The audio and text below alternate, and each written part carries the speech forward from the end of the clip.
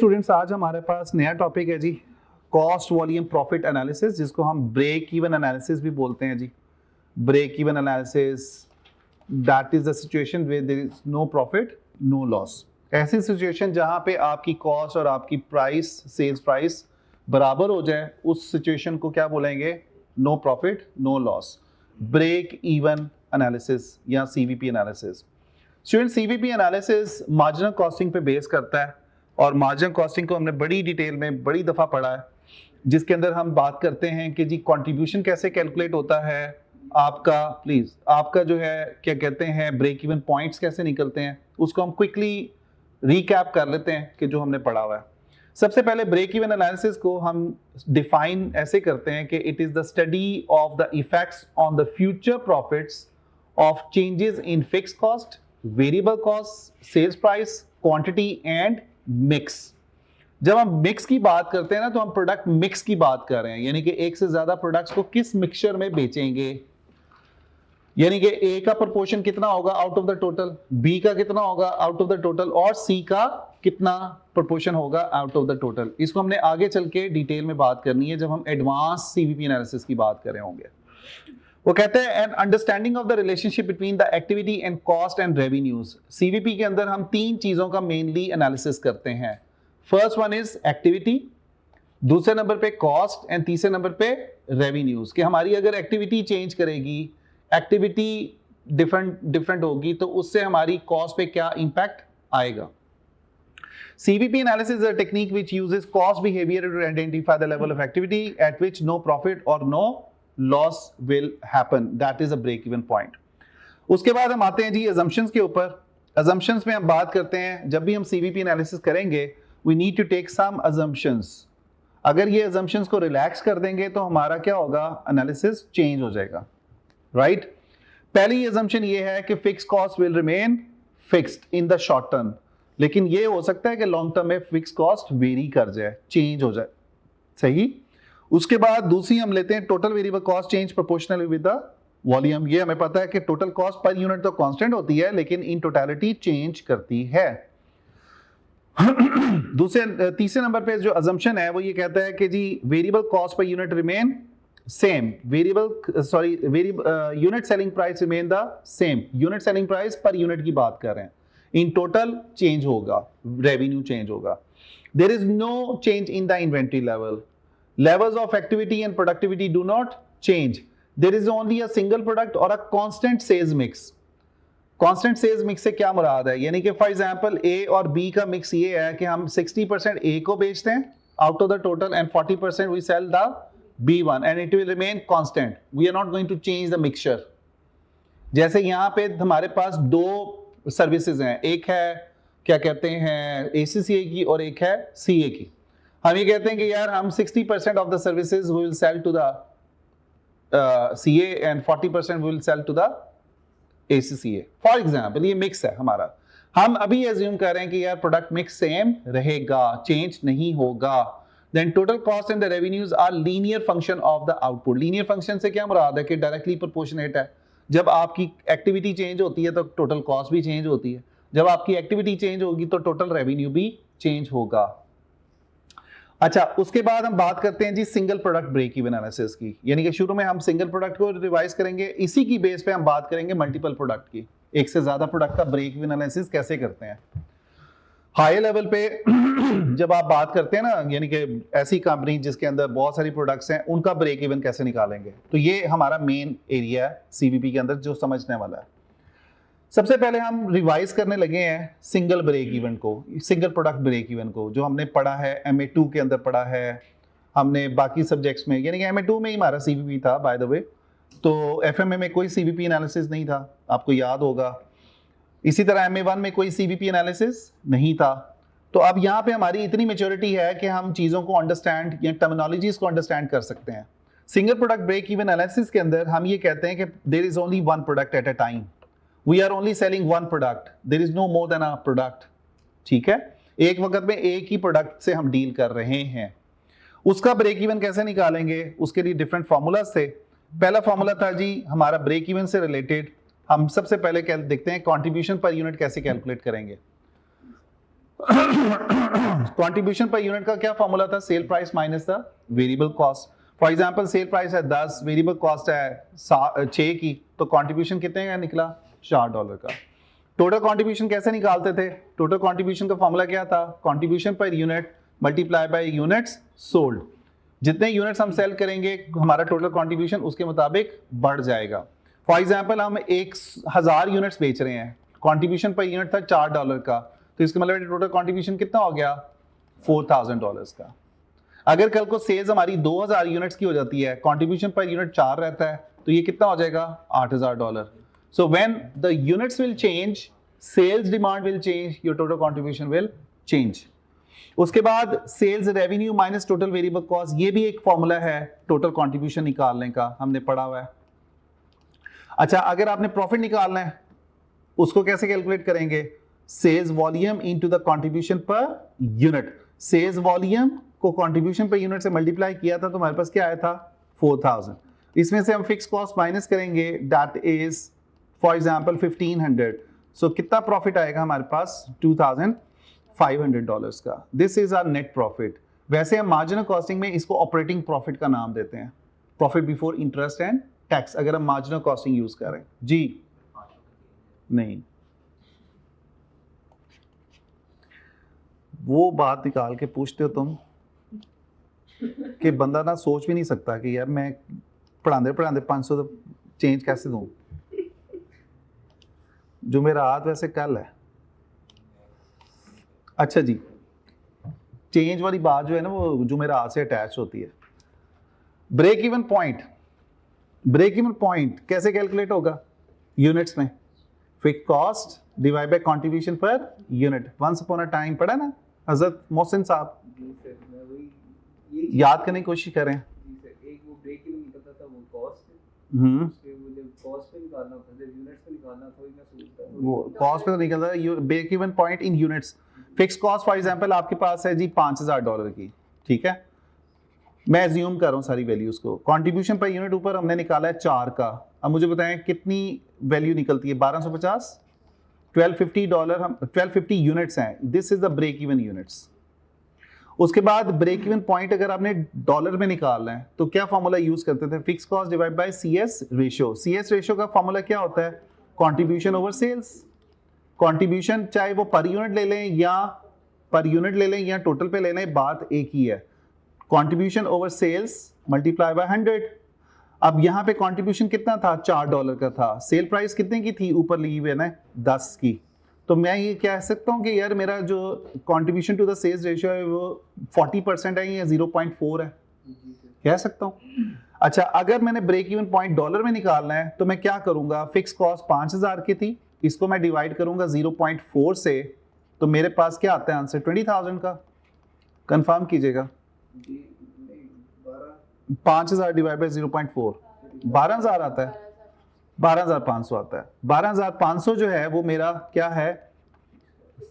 नहीं, मेरा break even point है in units, it is in dollars.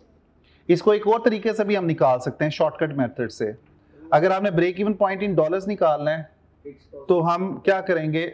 नहीं, हम अपने ब्रेक इवन पॉइंट्स को यूनिट्स को मल्टीप्लाई कर देंगे सेल प्राइस से सीधा। यानी कि ब्रेक इवन पॉइंट्स कितने थे ऊपर हमने निकाले यूनिट्स में? 1250 को आप मल्टीप्लाई कर दें, सेल प्राइस कितनी थी? 10, तो क्या निकलता है? 12500 ही निकलता है।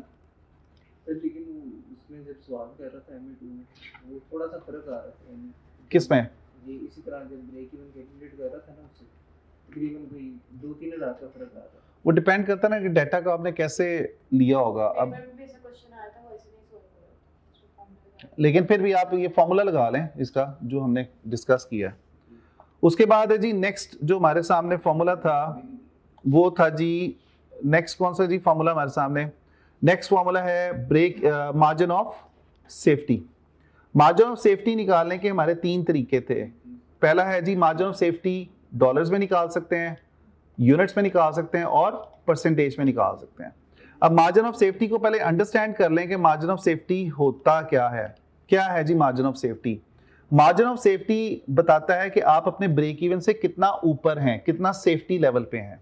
चूंकि ब्रेक इवन एक रिस्क होता है, इसलिए कि नो प्रॉफिट नो लॉस है। अगर आप इतने यूनिट्स बना के अगर आप 1250 यूनिट्स ही बेचेंगे तो क्या होगा, आप प्रॉफिट में नहीं है ना ही लॉस में है, यानी कि अब आप सिर्फ अपनी कॉस्ट को कवर कर रहे हैं, आप अभी अपनी कॉस्ट को कवर कर रहे हैं, आप ना प्रॉफिट में ना लॉस में हो।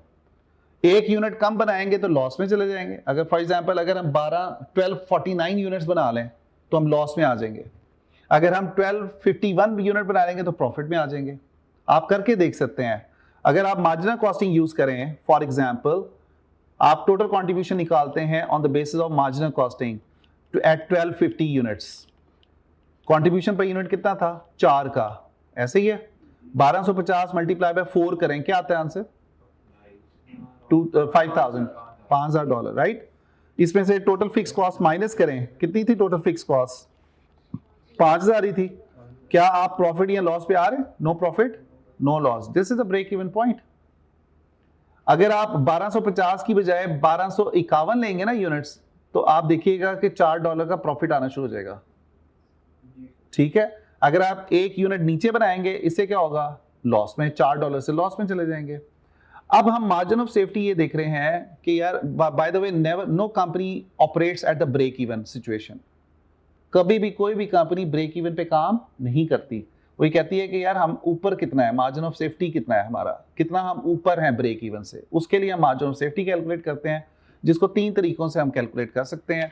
एक तरीका है इन यूनिट्स, एक तरीका है डॉलर्स में, और एक तरीका है परसेंटेज में निकालने का।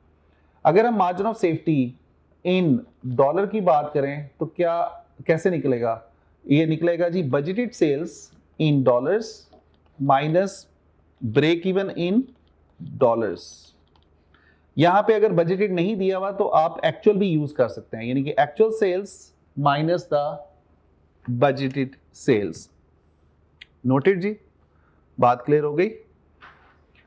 इसी तरह अगर हमने margin of safety in units निकालना है तो हम क्या फॉर्मूला यूज करेंगे, budgeted sales in units minus break even in units. Units का डिफरेंस ले लें। अब हमने फॉर एग्जांपल ऊपर वाले क्वेश्चन के अंदर हमारे पास बजटेड सेल्स दी हुई है कोई 1500 यूनिट्स की। कितनी बजटेड सेल्स हैं? 1500। तो मार्जिन ऑफ सेफ्टी अगर हम यूनिट्स में निकाल रहे हैं तो बजटेड सेल्स थी 1500, ब्रेक इवन हो रहा है 1250 यूनिट्स पे, तो इसका मतलब है कि हम कितने यूनिट से ऊपर हैं, 250 यूनिट्स। ओके, क्लियर जी? Any question so far? अच्छा, अगर हमने मार्जिन ऑफ सेफ्टी डॉलर में निकालना है तो कैसे निकालेंगे? सबसे पहले तो बजटेड सेल्स डॉलर में होनी चाहिए। बजटेड सेल्स डॉलर में निकालने के लिए हम क्या करते थे, 1500 को मल्टीप्लाई करेंगे सेल प्राइस से, जो कि $10 है पर यूनिट सेल प्राइस। तो इन अमाउंट कितनी निकलती है वैल्यूज, $15,000 की। ठीक है जी। Margin of safety student dollars में कैसे कैलकुलेट की जाती है, उसके लिए हम बजटेड सेल्स निकालेंगे डॉलर्स में। 15,000 डॉलर्स हमने कैलकुलेट किए थे बजटेड सेल्स इन डॉलर्स, और ब्रेक इवन इन डॉलर्स कितना निकाला था हमने, $12,500, राइट। तो कितने से हमारा फर्क आया था, $2,500 से फर्क आ जाता है। ठीक है, margin of safety in dollars निकला। इसी तरह अगर आपने मार्जिन ऑफ सेफ्टी को परसेंटेज में निकालना है तो कैसे निकालेंगे, क्या फर्क लेंगे, budgeted minus break even divided by budgeted into 100, ये फॉर्मूला लगाएंगे। अब यहां पे आप डॉलर का डिफरेंस भी ले सकते हो ऊपर, और यूनिट्स का डिफरेंस भी ले सकते हो, डजंट मेक एनी डिफरेंस। तो बजटेड सेल्स कितनी थी जी, $15,000 की। ब्रेक इवन कितना हुआ, 12,500। बजटेड सेल्स कितनी है, $15,000 इंटू 100 करेंगे तो परसेंटेज में आपको बता देगा कि भाई आपका ब्रेक इवन क्या निकलता है, मार्जिन ऑफ सेफ्टी परसेंटेज में क्या निकलता है जी, कितने परसेंट, 16.67, यानी कि 17% we are above then the break even. जितना ये परसेंटेज ज्यादा होती है इसका मतलब है आप उतना ही सेफ्टी लेवल पे ज्यादा हैं, रिस्क कम है। ठीक है, नेक्स्ट जो आखिरी फॉर्मूला है वो है जी टारगेट प्रॉफिट का, कि हम अपना टारगेट प्रॉफिट, कई दफा हम टारगेट प्रॉफिट सेट कर लेते हैं और हम उसके लिए कैलकुलेट करते हैं कि how many sales units you will sell to achieve the target profit. Simple break even वाला ही फॉर्मूला है, सिर्फ टारगेट प्रॉफिट को हम ऊपर ऐड कर रहे हैं। तो हम कैसे इसको कैलकुलेट करेंगे, fix cost plus target profit divide by contribution पर यूनिट। अगर आपने इसको यूनिट्स में निकालना है, यानी कि in other words these are the minimum sales units to achieve the target profit. अगर आपने सेल्स इन डॉलर्स निकालना है to achieve the target profit, तो इसको कैसे करेंगे, fix cost plus target profit divide by CS ratio. ठीक है, तो ये हमारी बेसिक अंडरस्टैंडिंग हुई जो हमने रिवाइज की है from the previous discussion MA2। और उसके बाद हम आगे चलते हैं जी कि हमने डिफरेंट चार्ट्स बनाना भी सीखे थे। अगर आपको याद होगा तो हमने एक चार्ट पढ़ा था ब्रेक इवन चार्ट, जिसके अंदर हम टोटल सेल्स रेवेन्यू और टोटल कॉस्ट लाइन आपस में जहां पे इंटरसेक्ट करेगी, ये पॉइंट क्या कहलाएगा, ब्रेक इवन पॉइंट कहलाएगा। इसको हम ट्रेडिशनल ब्रेक इवन चार्ट भी बोलते हैं। अगर आपने मार्जिन ऑफ सेफ्टी निकालना है तो आप क्या करेंगे, इस लाइन पे, डॉटेड लाइन पे, ये डॉटेड लाइन नीचे को देखेंगे तो ये आपका क्या निकलेगा, ब्रेक इवन इन यूनिट्स। और अगर आप जितना ब्रेक इवन से ऊपर होंगे, ये आपका क्या कहलाएगा, मार्जिन ऑफ सेफ्टी कहलाएगा। ठीक है, अगर आपने ब्रेक इवन डॉलर्स में कैलकुलेट करना है तो आप वाई एक्सिस पे देखेंगे जहां पे डॉलर्स में कॉस्ट दी हुई है। उसके बाद हमारे पास कंट्रीब्यूशन ब्रेक इवन चार्ट है। आपको याद होगा मैंने बताया था कि आप यहाँ पे एक सेपरेट वेरिएबल कॉस्ट की लाइन ड्रॉ करेंगे, अदर थिंग्स आर सेम, और फिक्स कॉस्ट की लाइन कोई ड्रॉ नहीं करेंगे, यानी कि this line will be the parallel. इसका मतलब है कि यहाँ से लेके यहाँ तक फिक्स कॉस्ट है और यही फिक्स कॉस्ट यहाँ से लेके यहाँ तक होगी। जब हम टोटल सेल्स रेवेन्यू में से वेरिएबल कॉस्ट माइनस करेंगे तो इस डिफरेंस को हम क्या बोलेंगे, कंट्रीब्यूशन बोलेंगे। फिर हमने तीसरा चार्ट पढ़ा था जिसको बोलते हैं PV chart, profit volume chart. Profit volume chart में हम 3 एक्सिस यूज करते हैं, 3 एक्सिस यूज करते हैं। एक एक्स एक्सिस पे हम लेते हैं number of units, sales units, Y axis पे हम लेते हैं प्रॉफिट्स, और वाई बार एक्सिस पे हम क्या लेते हैं, लॉस। और आपको याद होगा कि हमारा स्टार्टिंग पॉइंट क्या होता है PV लाइन ड्रॉ करने का, फिक्स कॉस्ट। जहां पे हम 0 यूनिट सेल कर रहे हैं, इट मींस कि we are having the fix cost that is equal to the loss. फिर आहिस्ता आहिस्ता ग्रेजुअली जितने यूनिट्स हम ज्यादा सेल करते हैं तो हमारा ये लॉस कम होता जाता है। फिर एक सिचुएशन ऐसी आती है जहां पे ना प्रॉफिट होता है ना लॉस होता है, और उसके ऊपर जो है वो हमारा फिर प्रॉफिट आना शुरू होता है। इट मींस कि this is the area for the profit and this is the area for the loss. ठीक है, अगर आपने कंट्रीब्यूशन निकालना है तो आप क्या करेंगे, यहाँ पे डॉटेड लाइन लगाएंगे, ये फिक्स कॉस्ट ही है ना, तो profit plus fix cost is equal to the contribution. ठीक है, तो ये हमारा क्विक रिवीजन हो गई। अब इसकी छोटी छोटी एग्जांपल्स हैं जो हमने सिंपली अपनी रिवीजन के लिए यूज करनी होती हैं। जैसे कि हमारे पास एग्जांपल नंबर 1 है और एग्जांपल नंबर 2 है। आप इसकी तस्वीर ले लें, आपने इसको घर से ट्राई करके आना है। ठीक है जी, तस्वीर ले लें इसकी, एग्जांपल 1 की और एग्जांपल 2 की। मैंने इसके नोट्स भेजे हैं आपको, CVP के नोट्स नहीं भेजे, तो मैं आपको इंशाल्लाह आज कोशिश करूंगा भेज दूं। और दूसरे नंबर पे ये हमारा दूसरा टॉपिक है ना, डिसीजन मेकिंग का, जो हमने स्टार्ट किया। पहले लीनियर प्रोग्रामिंग से स्टार्ट किया और ये दूसरा CVP है। और उसके बाद मेरा बच्चा, जब आप आएंगे ना इंशाल्लाह एग्जाम के बाद, अभी तो खैर इस वीक तो CVP ही चलेगा, उसके बाद हम इसको इंशाल्लाह फिर आगे कंटिन्यू करेंगे। प्राइसिंग का टॉपिक खड़ा हुआ है, उसके बाद मेक और बाय डिसीजंस हैं, उसका टॉपिक है, और रिस्क एंड अनसर्टेनिटी है। तो कोशिश यही होगी कि इंशाल्लाह हम 20 तक कोशिश करेंगे इसको ख़त्म करने की, लेकिन सैटरडेज फिर हमें ऑन करने पड़ेंगे, इसलिए कि टाइम लिमिटेड होगा हमारे पास जिस पे हमने कंप्लीट करना है सिलेबस। फिर लंबी लंबी क्लास होंगी, ये आप अपने जहन में रखिएगा कि अभी तो खैर हमें ज़रूरत नहीं है कि पूरा 1.5 घंटा लगाएं, लेकिन सैटरडेज लगाने पड़ेंगे कहीं ना कहीं। तो अपने जहन में आप ये रख के आइएगा कि आगे हैक्टिक होगा अगला महीना, जिसमें सिर्फ अब आपने जोर देना होगा PM के ऊपर 100%। आज नहीं, मेरे पास दूसरी क्लासेस है ना। ठीक है सर, ये आगे मेरी बेटा